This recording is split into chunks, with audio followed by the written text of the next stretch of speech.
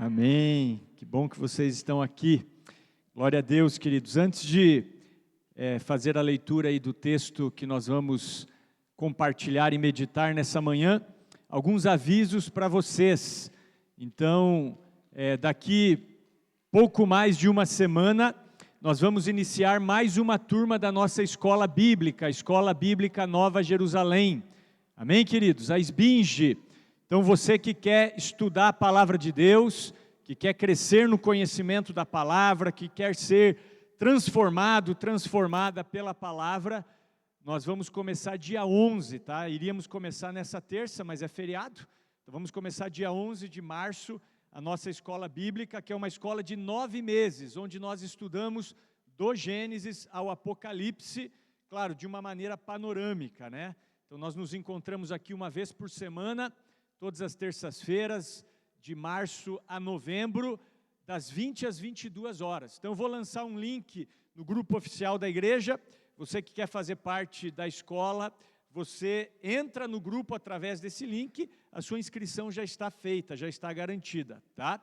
Ah, pastor, eu não estou ainda no grupo oficial. Fala comigo, eu mando o link ali para você, para que você possa também fazer parte dessa turma, tá? Uma escola totalmente gratuita, né, e onde você vai ser abençoadíssimo por Deus. Amém, queridos? Então, dia 11 de março, das 20 às 22 horas. Ok? Também daqui uns dias nós vamos fazer aí um café da manhã para os novos, pessoas novas que têm vindo aí para a igreja. Então, fique atento, nós vamos contactar você para que você possa vir, ser abençoado aí com um café da manhã, onde nós passamos a visão da comunidade e o processo que você pode entrar para fazer parte da nossa membresia, ok? Então, eu sempre digo, se tem uma coisa que é boa aqui na comunidade, é a parte gastronômica, tá, irmãos? Os irmãos que ficarem para o almoço hoje, vão ver. Mas nós temos alguns irmãos aqui com dom na gastronomia. Então, quando a gente faz um café da manhã, algo assim, olha, garanto para vocês que é muito bom, tá? Vale a pena. Amém? Então, se você não vir por causa do pastor, da palavra, vem por causa do café, você não vai se arrepender em nome de Jesus. Então vamos lá, pessoal. Quero convidar vocês a acompanharem comigo a leitura do capítulo 24 do Evangelho de Mateus. Na verdade, o Evangelho é de Jesus, né? Mas ele foi escrito por Mateus. Então, Mateus, capítulo 24. Nós vamos ler o capítulo todo, tá? Então, eu peço que você acompanhe comigo com atenção. São vários versículos, né? Deixa eu ver aqui certinho. 51 versículos. Eu vou usar a mesma tradução do telão. Então, se você quiser acompanhar aqui no telão, vamos usar a versão NVT, a nova versão transformadora. Joia? Então, diz assim a palavra de Deus. Acompanhe comigo. Quando Jesus saía da área do templo, seus discípulos lhe chamaram a atenção para as diversas construções do edifício. Ele, porém, disse: estão vendo todas essas construções? Eu lhes digo a verdade, elas serão completamente demolidas, não restará pedra sobre pedra. Mais tarde, Jesus sentou-se no Monte das Oliveiras.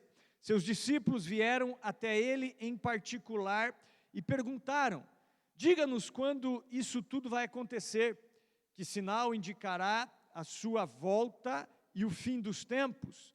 Jesus respondeu: não deixe que ninguém os engane, pois muitos virão em meu nome dizendo: eu sou o Cristo, e enganarão a muitos.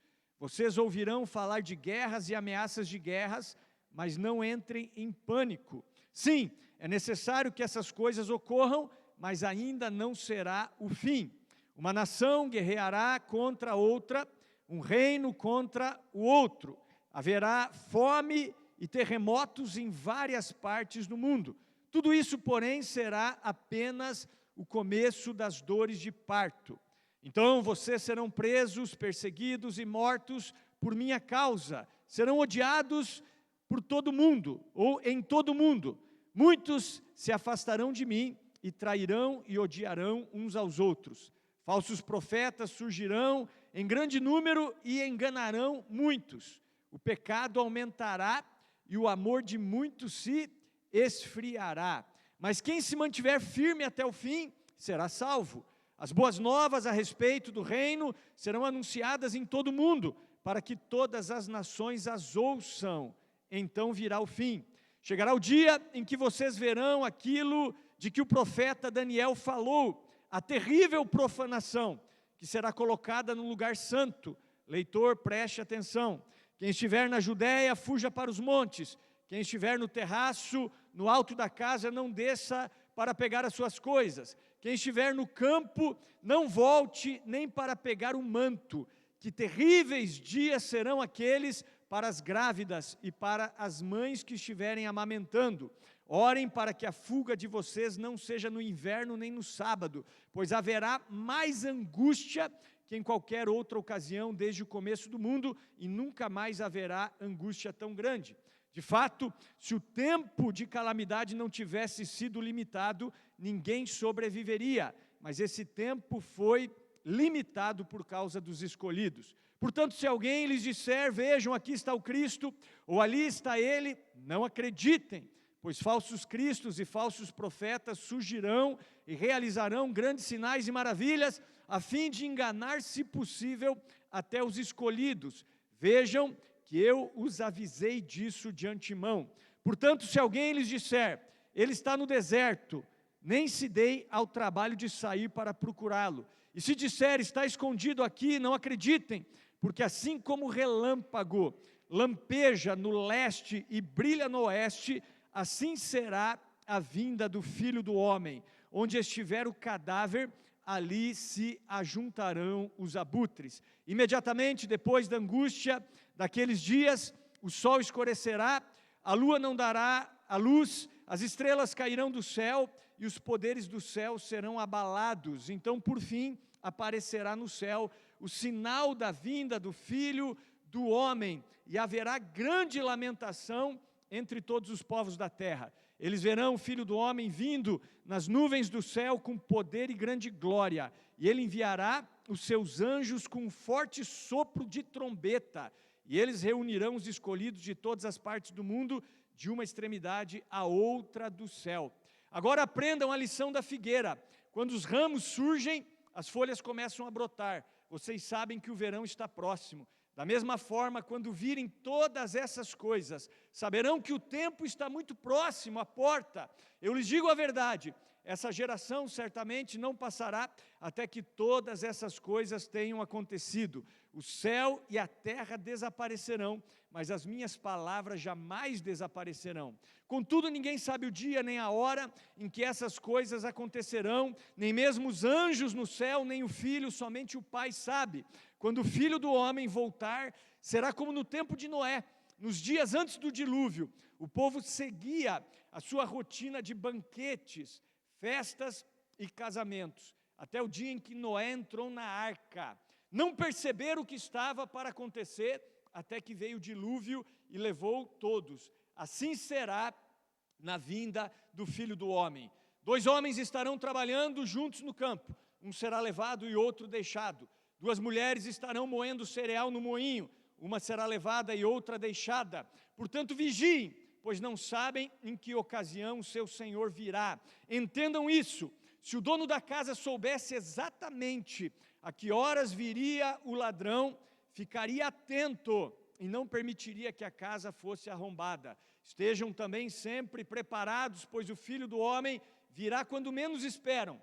O servo fiel e sensato é aquele a quem o Senhor encarrega de gerir os outros servos da casa e alimentá-los. Se o Senhor voltar e constatar que o servo fez um bom trabalho, haverá recompensa. Eu lhes digo a verdade, ele colocará todos os seus bens sob os cuidados desse servo. O que acontecerá, porém, se o servo for mau e pensar, meu senhor não voltará tão cedo, e começar a espancar os outros servos, a comer e a beber e a se embriagar? O senhor desse servo voltará no dia em que não se espera e em hora que não se conhece, cortará o servo ao meio e lhe dará o mesmo destino dos hipócritas, e ali haverá choro e ranger de dentes. Amém, queridos? Glória a Deus por essa palavra. Bem, amados, nessa manhã nós vamos refletir sobre esse texto e nós vamos falar sobre os sinais da segunda vinda de Cristo. Esse mês, o mês de março, será um mês onde nós estaremos ministrando sobre esse assunto. Nós vamos falar muito sobre a segunda vinda de Jesus, ou seja, o foco será na escatologia. O que é escatologia? Escatologia é uma palavra que vem de duas palavras gregas, escatos, que significa fim, e logia, que significa estudo. Então, a escatologia, digamos assim, é a matéria, não seria a ciência, né? Seria a matéria que estuda as profecias a respeito do fim de todas as coisas, do fim dos tempos, da segunda vinda de Jesus. E quando nós falamos sobre a segunda vinda de Cristo, nós sabemos que essa é a gloriosa doutrina da esperança cristã. É o ponto mais alto e culminante da nossa fé. Então, muitos duvidam que Jesus voltará. Muitas pessoas acham que isso aqui é uma besteira. Outros, insensatamente, marcam a data da volta de Cristo. Outros acreditam na segunda vinda de Jesus, mas a sua conduta, o seu comportamento não condiz com essa expectativa. E eu quero dizer que a segunda vinda de Cristo, ela é importante porque marca o fim dessa era, marca a consumação da história. E eu quero dizer que muitos pensam que a história está à deriva, como um barco, né? Um barco à deriva. Acabou a gasolina do barco, né? O barco está sem motor e o marinheiro deixa o barco à deriva, né? Ao léu ali, para que o vento e a maré levem esse barco. Muitos pensam que a humanidade, que o mundo está assim, como um barco à deriva, ou que o mundo é como um caminhão sem freios, né? Que está descendo ladeira abaixo, que as coisas estão acontecendo e que Deus não está nem aí, Deus não está no controle das coisas, não. A história e a palavra mostra que nós caminhamos para um fim, nós caminhamos para uma consumação, e nessa consumação, a vitória é de Cristo e da sua igreja. Eu posso ouvir um amém? Então, a história está nos levando para esse momento apoteótico, quando o Senhor Jesus virá e colocará todos os seus inimigos debaixo dos seus pés. E Ele julgará as nações e dará fim, definitivamente, ao pecado, à maldade. Não haverá mais choro, não haverá mais pranto, não haverá mais tristeza, não haverá mais dor, não haverá mais enfermidade. Que coisa gloriosa! E para os que foram salvos, o Senhor dará início a uma bem-aventurança eterna. Mas também, quando nós falamos de bem-aventurança eterna, nós não podemos esquecer que haverá também uma condenação eterna para aqueles que não creram, para aqueles que não tiveram o encontro com a graça do Senhor,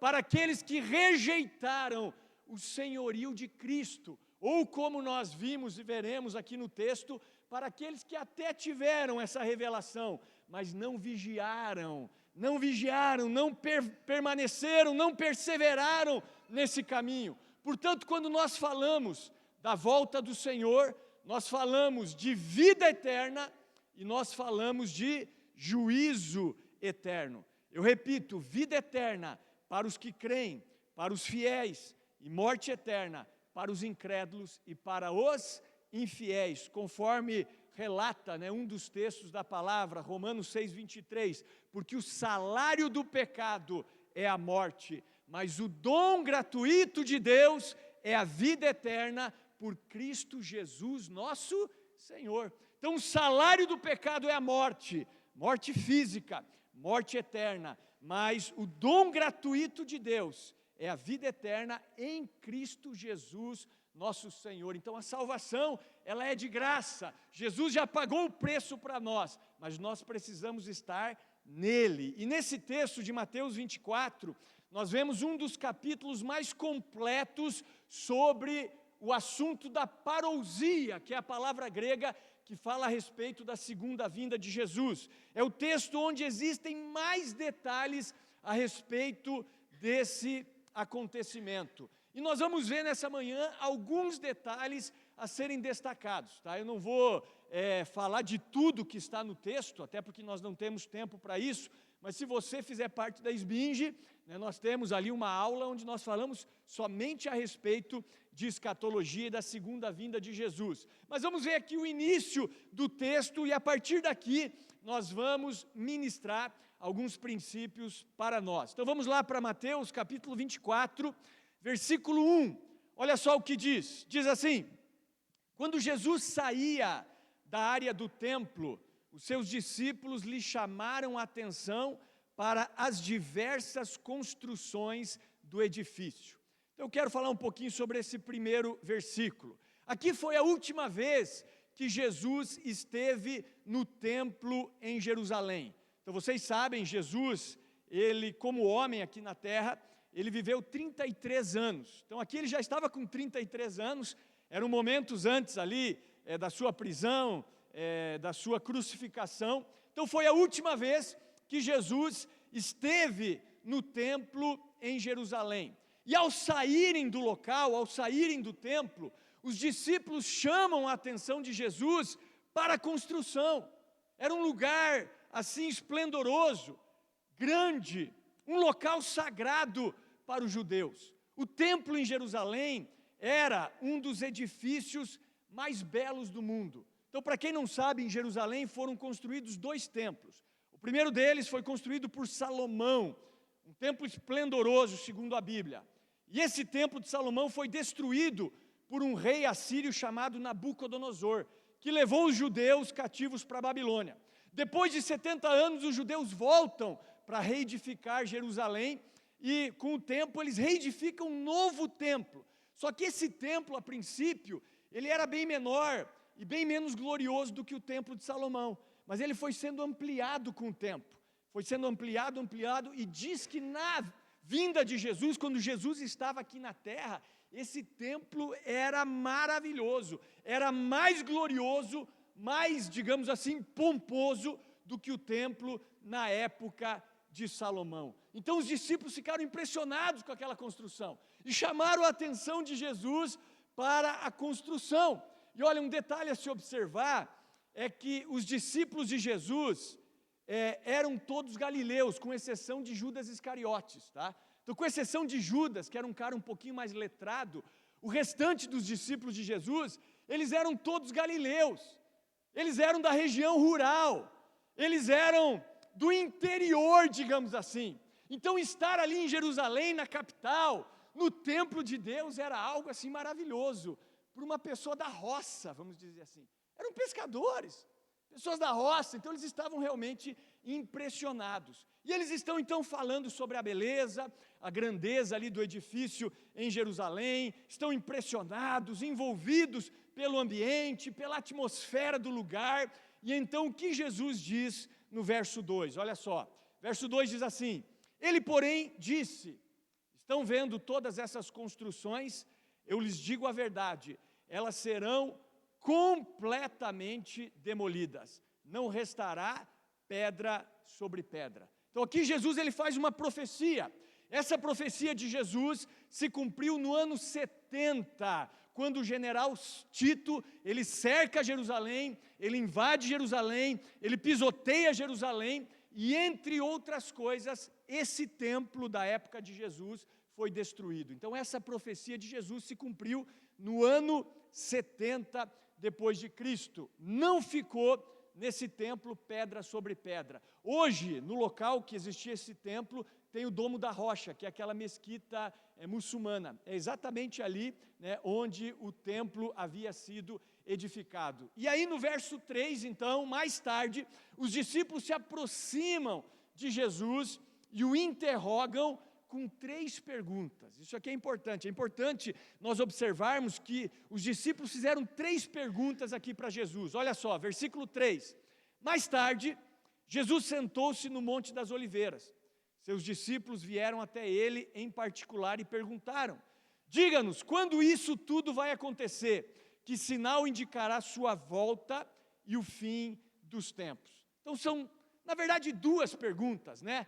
Diga-nos quando tudo isso vai acontecer e que sinal indicará sua volta e o fim dos tempos, porque essas outras duas fazem parte de uma mesma pergunta. Então os discípulos perguntaram: quando essa profecia que você está falando, que o templo será destruído, vai acontecer?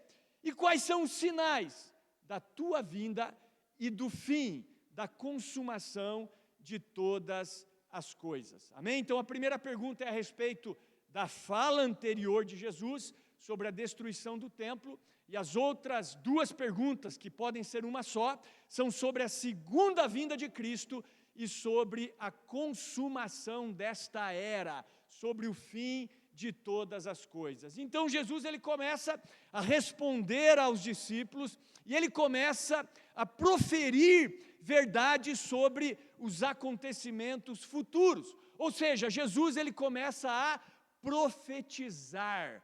O que é profetizar? É você trazer uma revelação sobre algo que acontecerá no futuro. E aqui então nós vemos que a história não está à deriva. Posso ouvir um amém? Existe um Deus soberano no controle de todas as coisas. E querendo ou não, nós percebemos pelas palavras de Jesus que o fim está próximo. Não é verdade? O fim está próximo. É isso que nós precisamos destacar. Essa é a primeira coisa, na verdade, que eu quero destacar para vocês nessa manhã. Olhe para a pessoa do seu lado e diga assim: o fim está próximo. Se você prestou atenção na leitura de Mateus capítulo 24, você vê que o fim, ele está próximo. E nesse sentido, para comprovar essa afirmação minha, nós vamos analisar alguns pontos importantes aqui, destacados e proferidos por Jesus. Então veja só, vamos começar com o verso 14 aqui, tá? Eu não vou seguir verso por verso, eu vou pegar alguns versículos aqui aleatórios e vou falando sobre eles. Olha só, o versículo 14 diz assim: as boas novas a respeito do reino serão anunciadas em todo o mundo, para que todas as nações as ouçam, e então virá o fim. Amém? Então Jesus está dizendo que as boas novas, que o evangelho do reino precisa ser pregado em todas as nações para que venha o fim. Então, antes de Jesus ser elevado aos céus, ele disse para os discípulos: ide por todo o mundo e pregai o evangelho a toda a criatura. E aqui ele está dizendo que o fim só viria, ou o fim só virá, quando as boas novas, o evangelho do reino, for anunciado em todo o mundo, para todas as nações, para todas as etnias. Então, meus irmãos, o que é o evangelho? O evangelho é a boa notícia que em Cristo Jesus você é salvo desta era e você tem a vida eterna. Você precisa crer em Jesus, você precisa se arrepender dos seus pecados e confessar Jesus como Senhor da sua vida. Quem crer será salvo, diz a palavra, quem não crer será condenado. Amém? Mas é a primeira coisa, esse evangelho do reino tem que ser pregado em todo o mundo e para todas as nações. Eu quero dizer para você que a igreja tem avançado nesse sentido. Sim ou não?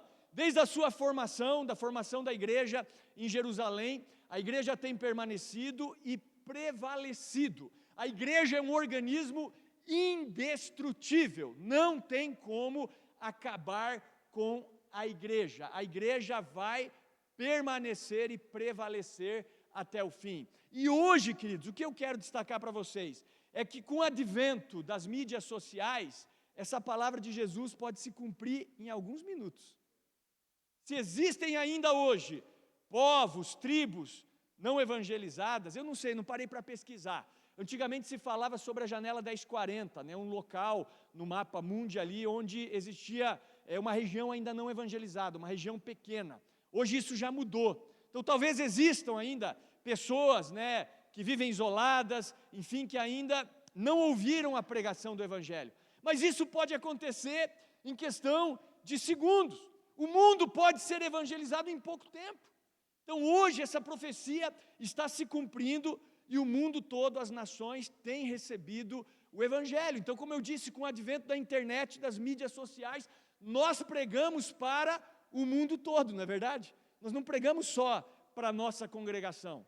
É claro, nós não temos aí um YouTube que atinge muitas pessoas, mas às vezes a gente vai ver, tem pessoas de Portugal que às vezes ouvem aqui as nossas mensagens. É um exemplo. Então, quando você coloca na rede social, algo sobre o Evangelho, isso pode atingir qualquer pessoa em qualquer lugar do mundo, não só a nossa congregação. Então, pessoas de todas as nações do mundo podem nos ouvir se nós estivermos conectados. E isso tem sim contribuído para o avanço do Evangelho, acelerando assim o dia em que o Senhor voltará, Então, como eu falei, se existem regiões do mundo ainda não evangelizadas, isso pode ser feito de uma maneira muito rápida, através das mídias sociais. E hoje, em qualquer lugar que você vá, por mais distante, tem uma pessoa com um celular lá e uma conexão com a internet. Então você pode ir no interiorzão do Brasil, vai lá nos ribeirinhos da Amazônia, vai numa tribo indígena, os caras têm internet, tem índio que é youtuber, irmãos, eles mostram o dia a dia deles na tribo ali. Então isso tem sido algo que tem contribuído para que o Evangelho seja pregado. Então o dia está próximo. Posso ouvir um amém? Então nós precisamos estar firmes, vigilantes, porque o dia se aproxima. Agora vejamos outros detalhes do texto. Vamos ler agora o versículo 9 e 10, e depois o 20 e o 21, ou 21 e o 22, perdão. Então diz assim, versículos 9 e 10 de Mateus 24. Então vocês serão presos, perseguidos e mortos. Por minha causa serão odiados em todo o mundo.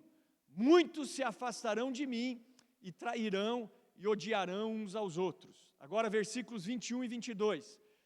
Pois haverá mais angústia que em qualquer outra ocasião desde o começo do mundo, e nunca mais haverá angústia tão grande. De fato, se o tempo de calamidade não tivesse sido limitado, ninguém sobreviveria, mas esse tempo foi limitado por causa dos escolhidos. Então aqui nós vemos a oposição que se levantará e já está se levantando contra a igreja, contra os escolhidos de Deus. Então, irmão, se você é um cristão, se você é um crente no Senhor Jesus Cristo, você deve esperar oposição. O mundo odeia a igreja, o mundo odeia o nome de Jesus. Talvez ainda no Brasil nós não experimentemos essa perseguição de uma maneira severa, mas nós sabemos que no mundo todo tem cristãos sendo mortos por causa do nome de Jesus. A igreja tem sido perseguida, cristãos têm sido decapitados pelo mundo, fuzilados, enforcados. Nós temos sofrido uma perseguição ideológica também, não é verdade? E a igreja então tem sofrido perseguição pelo nome de Jesus. Então essa oposição, ela acontece e ela tem aumentado dia a dia. Portanto, o fim está próximo. E eu repito que os sinais, eles comprovam isso. Um outro ponto claro aqui do texto a ser destacado é a apostasia. O que é a apostasia? É o abandono da fé. Olha só, vamos ler os versículos 4, 5 e depois o 24. Diz assim, 4 e 5. Jesus respondeu: não deixe que ninguém os engane, pois muitos virão em meu nome dizendo, eu sou o Cristo, e enganarão a muitos. Agora versículo 24. Pois falsos cristos e falsos profetas surgirão e realizarão grandes sinais e maravilhas, a fim de enganar, se possível, até os escolhidos. Então isso é o que nós temos visto hoje. Nós temos visto apostasia no meio cristão. Nós temos visto novas religiões, novas doutrinas, falsos profetas, outros caminhos sendo apresentados. É igual eu falei para vocês aqui um dia, faz alguns meses, conversando com uma pessoa, ele me disse que ele frequenta o local onde eles tomam chá de ayahuasca, que é o santo daime. e ele estava me contando quanto o Daime fez por ele, digamos assim, né? Ele era viciado em drogas, enfim, e ele foi liberto através do chazinho de ayahuasca, né? Então veja, sinais acontecendo através de falsas doutrinas. Talvez ele não parou para pensar que ele abandonou um entorpecente e está tomando um outro, né? Que é o chazinho ali de ayahuasca, que não deixa de ser um alucinógeno, né? Mas de qualquer maneira, ele quis me convencer que o caminho que ele estava seguindo era o caminho correto, era o caminho da verdade, o caminho da luz. Então nós vemos várias falsas doutrinas prevalecendo e avançando também. Assim como o evangelho avança, nós vemos também a apostasia e falsas doutrinas também avançando. Assim como nós usamos as mídias sociais para que o evangelho seja pregado, o diabo também usa as mídias sociais para pregar mentiras e falsas doutrinas. Então, se você pensa que no final dos tempos vai ter aquele avivamento global, mundial, o mundo inteiro vai se converter, não é isso que a Bíblia diz. A Bíblia fala de muitos apostatando da fé, o amor de muitos se esfriando, homens amantes de si mesmo, homens buscando mestres que falam aquilo que agrada. Então, por um lado, sim, vai ter um avivamento, pessoas se convertendo, se voltando para Jesus, mas do outro lado também nós vamos ter muitas pessoas apostatando da fé, e esse é um sinal de que Jesus está voltando. Pessoas que serviam a Deus hoje estão pregando contra, né? Nós vemos na própria internet pessoas que outrora estavam ministrando e pregando a palavra de Deus, hoje estão jogando no outro time, apostataram da fé. Hoje também, queridos, cuidado com os falsos profetas, com esses profetas que falam aquilo que é agradável ao Senhor, falam em nome de Jesus, usam a Bíblia, né? Parece que tudo é de Deus, mas muito cuidado, muitos estão indo para o inferno, porque pregam coisas que te agradam, né? Você não vê alguns pastores, por exemplo, nunca falando de pecado, nunca chamando o povo ao arrependimento, nunca trazendo algum tipo de confronto, mas elogia você, fala coisas bonitas para você, massageia o teu ego, você sai do culto se sentindo bem, mas aquilo não mudou você não foi confrontado no problema que muitas vezes está te levando para o inferno. Então cuidado com esse tipo de pregação, são mestres que falam aquilo que as pessoas desejam ouvir. O aumento disso é um sinal de que nós estamos próximos do fim. Olha só o versículo 12. Jesus disse: o pecado aumentará e o amor de muitos esfriará. Em outra tradução diz a iniquidade, né? Ao invés de pecado, usa a palavra iniquidade. O que é iniquidade? É quando aquilo que a Bíblia chama de pecado passa a ser normatizado, né? E passa a ser aceito e aprovado pela sociedade. Então aqui nós temos a degradação moral da humanidade. E o mundo hoje, desde a revolução sexual, está virando de cabeça para baixo. Na verdade, hoje, por exemplo, a gente vive uma época de relativismo moral. Tudo é relativo. Não existem mais absolutos. Não existe mais a verdade. São as verdades. Aí você prega para uma pessoa, a pessoa diz assim para você: não, essa é a tua verdade. Esse é o seu ponto de vista. Mas existe um outro ponto de vista. É a relativização da verdade. A inversão de valores.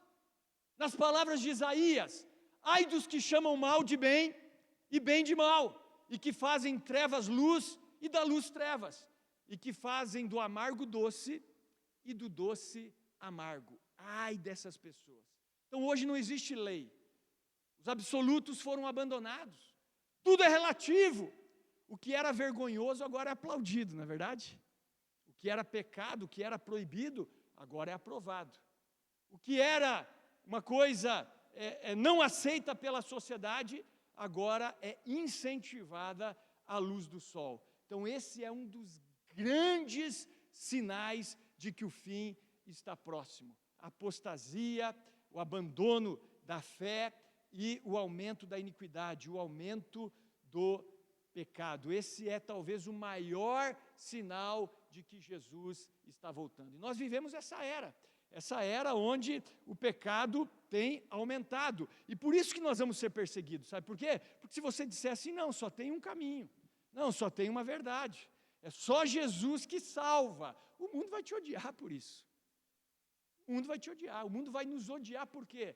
Porque nós estamos mostrando uma verdade absoluta. E isso hoje em dia é algo aversivo para o mundo.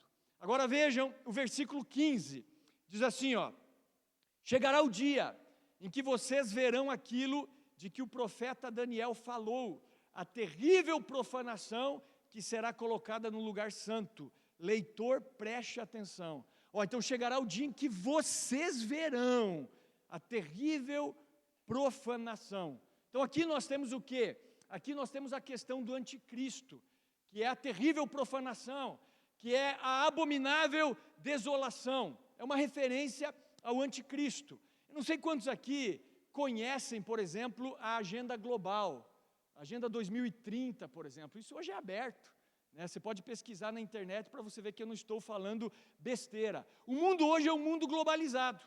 E o mundo hoje caminha a passos largos para uma ditadura mundial, onde não serão tolerados absolutos, onde nós vamos ter alguém regendo a política mundial e alguém regendo a religião mundial também, que é o anticristo e o falso profeta.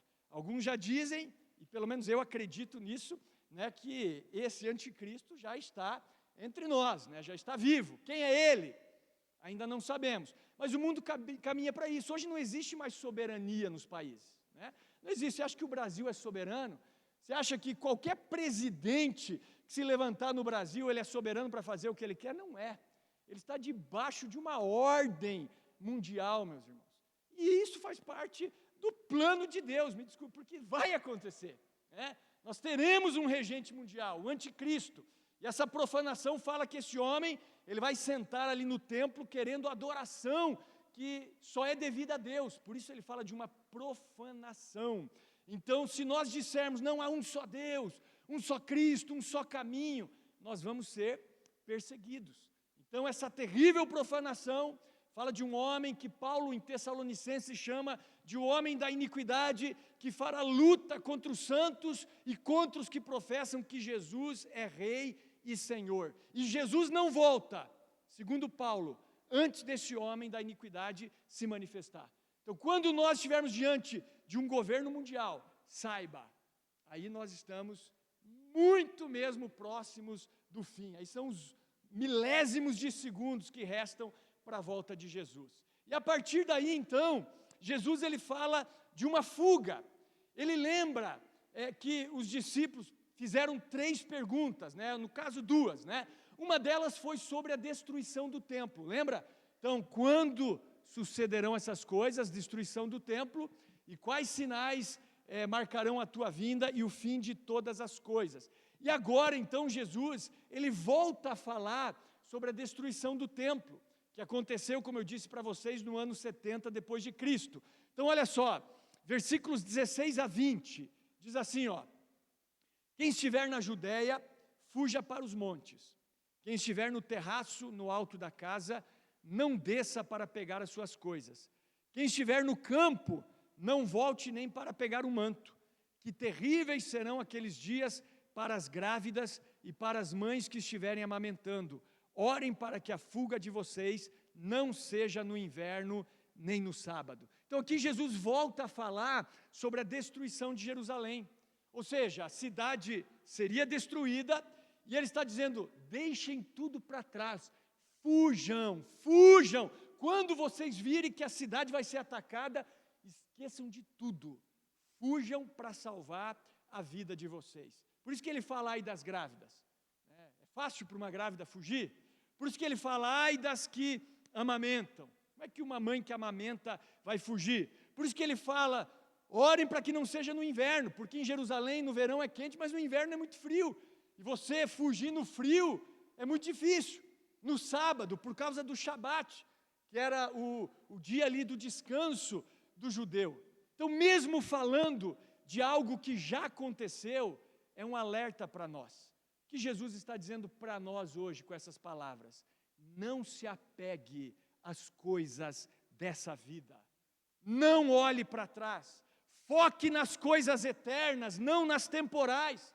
O apóstolo Paulo disse, não atentando nós nas coisas que se veem, mas nas que não se veem, porque as que se veem são temporais e as que não se veem são eternas. Se você está apegado a esse mundo, às coisas desse mundo, você vai ser pego de surpresa nesse dia. Mas se você não está apegado, está deixando essas coisas de lado, focando nas coisas eternas, você não vai ser surpreendido. Paulo disse, agora que vocês ressuscitaram com Cristo, pensem nas coisas que são do alto, pensem nas coisas que são de cima, não nas que são da terra. Então tire os teus olhos deste mundo, coloque os teus olhos nas coisas eternas. Posso ouvir um amém? É isso que esse texto nos ensina. Agora vejamos os versículos 6 e 7. Aqui tem coisas muito interessantes. Diz assim o Senhor, vocês ouvirão falar de guerras e ameaças de guerras, mas não entrem em pânico. Sim, é necessário que essas coisas ocorram, mas ainda não será o fim. Uma nação guerreará contra outra e um reino contra o outro. Haverá fome e terremotos em várias partes do mundo. Amém? Então ele começa falando de guerras e ameaças, rumores de guerra. Aí você pode pensar, mas guerra sempre houve durante a história do mundo, e é verdade, tá? A humanidade é uma humanidade de guerras. Olha só, alguém calculou alguns anos atrás que em 3.500 anos o mundo teve apenas 286 anos de paz. Então imagine, 3.500 anos, somente 286 anos de paz. Até 2010 foram calculadas 5.007 guerras. Então realmente a humanidade é uma humanidade de guerras. Agora o que nós devemos observar? No cenário atual, nós vemos a intensificação dessas batalhas. Por exemplo, nós tivemos 2 guerras mundiais, não é verdade? No século passado. Né? E hoje, qual é a diferença? Hoje nós ouvimos falar de guerra. Né? Explode um conflito no Oriente Médio. Nós assistimos o conflito ao vivo e a cores. Não é verdade? Então estoura ali a guerra Rússia e Ucrânia. A gente fica sabendo na mesma hora. Se nós tivéssemos vivido, sei lá, século passado, ou algumas centenas de anos atrás, mesmo tendo guerra na humanidade, nós não saberíamos de muitas delas, essa que é a verdade. Agora nós ouvimos falar de guerras, de rumores de guerra, assistimos tudo ao vivo, a cores, e o volume, a intensidade das guerras tem aumentado devido ao poderio tecnológico e bélico das nações. Então nós vemos o quê? Um aumento de guerras e rumores de guerras, ou pelo menos nós temos ouvido falar a respeito disso. Não é só isso, Jesus falou de terremotos também em muitos lugares, né? E nós vemos que a terra ela está tremendo, né? Os alicerces da terra, eles estão se abalando. Inclusive, irmãos, se você pesquisar, você verá que até no Brasil a terra já tremeu. Tremeu assim, de maneira, digamos assim, singela, né, pequena, mas tremeu. E o Brasil não deveria ser um local que tem terremoto, cientificamente falando. Por quê? Porque nós estamos em cima de uma placa tectônica, né? E o terremoto é quando as placas tectônicas se movem, se a ciência está certa. Então, por isso que em alguns lugares isso é mais comum. Mas a terra tem tremido inclusive aqui no Brasil. E esse é mais um sinal de que o fim está próximo. Mas não para por aí, Jesus falou de fomes em todo o mundo. E isso acontece. Mesmo o mundo produzindo tantas coisas, existe fome no mundo. E não para por aí. Quando você pega esse mesmo relato, só que ao invés de Mateus, você vai lá para o Evangelho de Lucas, Lucas fala de epidemias no mundo todo. E nós sabemos que o mundo sofreu de várias epidemias na sua história, né? Inclusive, alguns anos atrás, nós não tivemos uma epidemia, nós tivemos uma pandemia, né? Então, qual que é a diferença da epidemia para a pandemia, né? Vamos ver se eu estou certo aqui, né? A epidemia é uma doença que ocorre com frequência incomum numa determinada região e por um tempo limitado, um período de tempo limitado. Já a pandemia é uma epidemia que se alastra para além das fronteiras de um determinado país ou mesmo de um continente. Então nós tivemos, alguns anos atrás, não só uma epidemia, nós tivemos o quê? Uma pandemia, e Lucas fala a respeito disso. Então terremotos, fomes, epidemias, tudo isso mostrando que o fim está próximo. Agora vejam só, vejam como Jesus voltará. Agora vamos entrar nesse assunto, versículos 27 e 28. Diz assim: porque assim como o relâmpago lampeja no leste e brilha no oeste, assim será a vinda do Filho do Homem. Onde estiver o cadáver, ali se ajuntarão os abutres. Eu acho que todos aqui já viram um relâmpago, né? O relâmpago é algo extremamente rápido, risca os céus num instante, é realmente num abrir e fechar de olhos, é num piscar de olhos. Ou seja, a vinda de Jesus, ela vai ser rápida, vai ser num piscar de olhos. Paulo fala, né, que ao soar da última trombeta, né, os mortos em Cristo eles vão ressuscitar, e num abrir e fechar de olhos, nós seremos transformados, e estaremos agora para sempre com o Senhor. Então vai ser uma vinda rápida, estrondosa, mas ao mesmo tempo uma vinda gloriosa, né? Olha só o versículo 30. Então por fim aparecerá no céu o sinal da vinda do Filho do Homem, e haverá grande lamentação entre todos os povos da terra. Eles verão o Filho do Homem vindo nas nuvens do céu com poder e grande glória. Então, na primeira vinda de Jesus, ele veio humilde. Nasceu, foi colocado numa manjedoura, né? Nasceu ali na estrebaria, foi colocado na manjedoura, viveu aqui na terra de uma maneira muito simples, muito singela, né? Ele, quando entrou em Jerusalém, ele entrou montado humildemente num jumentinho. Porém, a segunda vinda de Jesus não vai ser assim. A segunda vinda de Jesus vai ser majestosa, vai ser gloriosa, vai ser poderosa, vai ser vitoriosa. Então, na primeira vinda, ele veio como servo. Na segunda vinda, ele vem como rei. E aí no verso 31 diz: ele enviará os seus anjos com um forte sopro de trombeta, e eles reunirão os escolhidos de todas as partes do mundo, de uma extremidade à outra do céu. Então aqui fala do arrebatamento. Quando Jesus volta, a igreja é arrebatada e nós somos transformados. E nós vamos nos reunir todos com o Senhor nos ares. Então todos os escolhidos serão recolhidos. Então nós devemos estar atentos, vigilantes, pois o fim está próximo. E os sinais, eles estão sendo claros. Olha só o versículo 32 e 33. Agora aprendam a lição da figueira. Quando os ramos surgem e as folhas começam a brotar, vocês sabem que o verão está próximo. Da mesma forma, quando virem todas essas coisas, saberão que o tempo está muito próximo à porta. Então, assim como os sinais do verão, eles são claros, assim também os sinais da segunda vinda de Cristo, eles são claros. Então, nós não sabemos o dia, nós não sabemos a hora, mas nós sabemos que está próximo de acontecer. Então eu repito, a pregação do Evangelho, a perseguição, o aumento da iniquidade, as guerras, as fomes, os terremotos, as epidemias, o homem da iniquidade. Então Jesus, ele está nos alertando para a verdade, que ninguém sabe o dia nem a hora, mas nós sabemos que está próximo, não é verdade?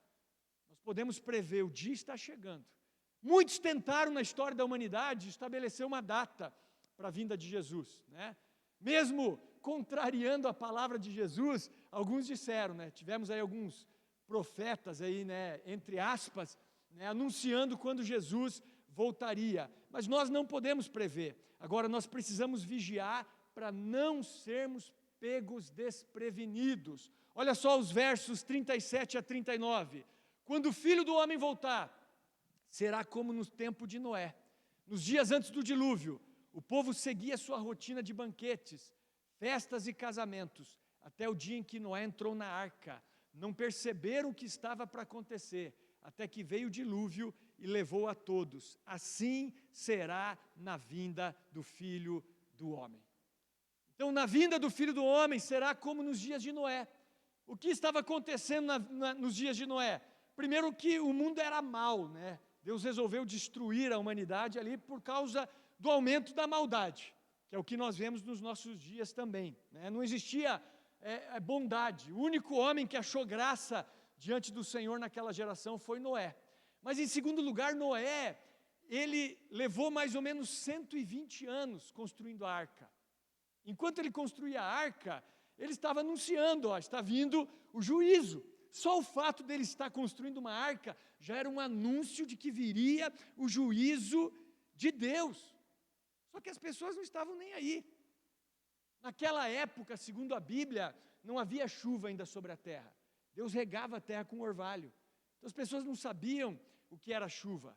E as pessoas continuaram a vida delas normalmente, casando, dando em casamento, trabalhando, né, fazendo ali as coisas que eles gostavam de fazer, até que um dia entram os animais na arca, entra Noé, seus 3 filhos, sua esposa, suas noras, bum, Deus fecha a porta da arca.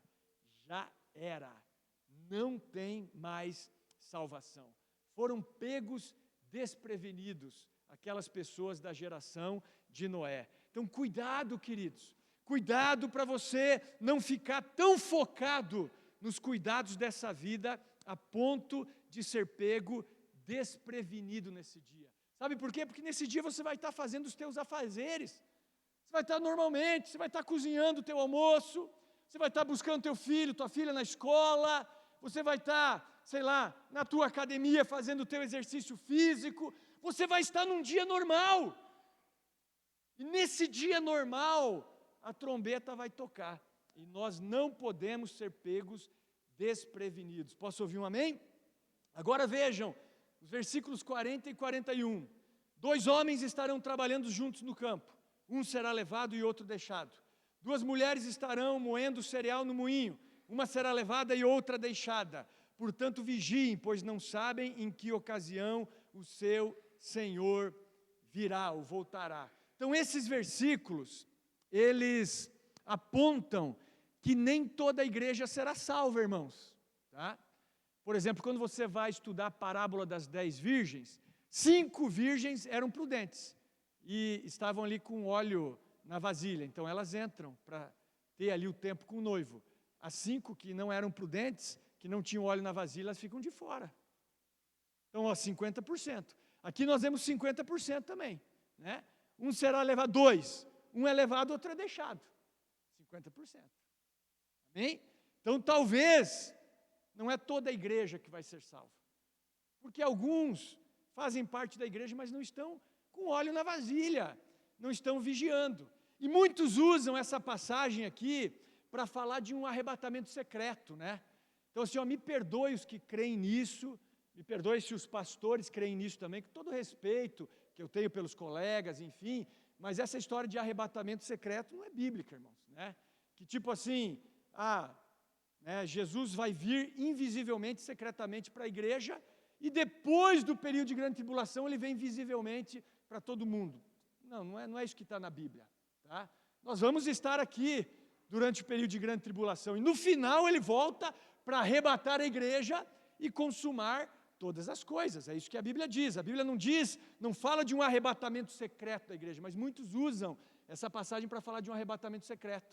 Eu lembro quando eu era novo convertido, eu ouvia, né, que quando um piloto está no avião, se um é crente, o outro não pode ser crente. A gente ouvia esse tipo de história. Por quê? Porque se houver um arrebatamento secreto, o piloto crente vai sumir. E aí tem que ter um descrente ali para assumir a aeronave, né? Esse tipo de coisa. Ou a gente ouvia ali no caso das mulheres grávidas e das que amamentam, vai ser difícil para elas, por quê? Porque o bebê vai sumir do ventre dela. Né? Ou o que ela está amamentando vai sumir, porque o bebê vai ser, né, na sua inocência, arrebatado. Não é isso. Ali está falando da fuga de Jerusalém. Ore para que a vossa fuga não seja nesse dia, não seja nessa circunstância. Então o arrebatamento acontece ao fim da grande tribulação. Se prepare, porque nós estaremos aqui. Então, respeito os irmãos. Tem pastor aí que é top, né, que crê muito nisso, que tem esse arrebatamento secreto, né? Se você já viu aqueles filmes como Deixados para Trás, né? Então acontece isso, né? Daqui a pouco a pessoa some, tá a roupinha da pessoa dobrada ali na cama, certinho, né? Como se isso fosse acontecer. Não, queridos. Nós estaremos aqui até o dia da gloriosa volta do Senhor Jesus. Amém? Então o que nós vemos aqui é que haverá um recolhimento dos escolhidos para a vida eterna, e outros realmente serão deixados para trás para o julgamento. Então fala que haverá um arrebatamento da igreja, da verdadeira igreja, e o chamado para nós é um chamado para a vigilância. E eu finalizo então com os versículos 42 a 44, onde Jesus ele diz assim: portanto vigiem, pois não sabem em que ocasião o seu Senhor virá. Entendam isso, se o dono da casa soubesse exatamente a que horas viria o ladrão, ficaria atento e não permitiria que a casa fosse arrombada. Estejam também sempre preparados, pois o Filho do Homem virá quando menos esperam. Então, repito, vai ser um dia normal. Você vai estar fazendo suas coisas, vai levantar, vai fazer talvez ali a sua devocional, vai fazer o seu café, vai ir para o seu trabalho, vai ser um dia normal, um dia como outro qualquer. Então nós devemos vigiar em todo o tempo, para não sermos surpreendidos nesse dia. Amém? Enquanto eu preparava essa mensagem, eu me lembrei da minha saudosa avó. Minha avó era luterana, e ela fazia parte do grupo de senhoras da igreja luterana ali em Caçador, Santa Catarina. Eu lembro que um dia eu estava conversando com ela, já há vários anos atrás, e ela me disse assim: olha, diziam que o mundo ia acabar no ano 2000, né? Não acabou, mas agora dá para ver que está chegando a hora, né? Então ela já tinha esse discernimento, que com os acontecimentos, com tudo aquilo que ela via acontecer, o dia estava chegando. Isso já faz, olha, acho que mais de uma década atrás é que ela me falou isso. Então o dia, queridos, ele realmente se aproxima, né? Eu acredito, está aqui uma crença, que a maioria de nós, né, vai estar aqui nesse dia glorioso, né, vai estar presente, né? Eu digo para os meus filhos, eu acredito que nós não experimentaremos a morte, nós seremos arrebatados, nós seremos transformados. Glória a Deus por isso. Amém?